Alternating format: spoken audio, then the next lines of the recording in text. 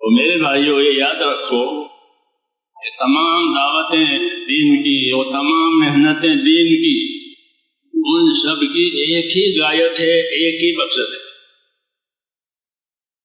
اور وہ کیا ہے کہ وہ زندگی میں رسول صلی اللہ علیہ وسلم کا اتباع نصیب ہو جائے۔ وہ اصل ہے، اتباع سے اوپر کوئی چیز نہیں ہے۔ اتباع وہ ترقی کی آخری منزل ہے، رسول ہو تو بھی اور امت ہو تو بھی۔ رسول کو یوں کہا گیا کہ آپ وحی کا اتباع کریں، بس اتبع ما اوحی الیک واصبر، وحی کا اتباع کریں، باقی جو حالات ہیں وہ صبر کریں۔ تو نبی کو حکم ہوا ہے کس چیز کا؟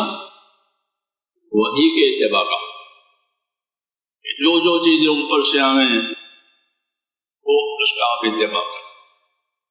اور امت کو کیا دیا ہے کہ امت اپنے نبی کا اتباع کرے۔ یہ اصل چیز ہوئی۔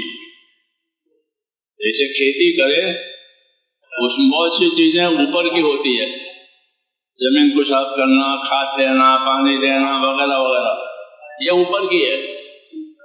اصل کیا ہے کہ کیا بویا کیا کاٹا۔ آپ لوگ اردو سمجھ لیتے ہیں سر؟ کیا بویا کیا کاٹا، وہ ہوتا ہے زمینداری میں کہ تل بوئے تھے وہ تل کاٹے، کپاس بوئے تھے کپاس کاٹا۔ یہ دیکھا جاتا ہے زمین میں کیا بویا کیا کاٹا، وہی اصل ہے، اسی کے لیے سب چیزیں کی جاتی ہیں۔ تو یہاں بھی یہی بات ہے کہ بویائی کس چیز کے ہے، کٹائی کس چیز کے ہے، بویائی کس چیز کی ہے، کٹائی کس چیز کی ہے۔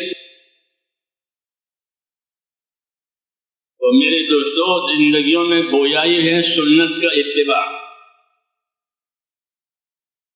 جس کا کہ ہماری زندگیاں سنتوں پر آوے،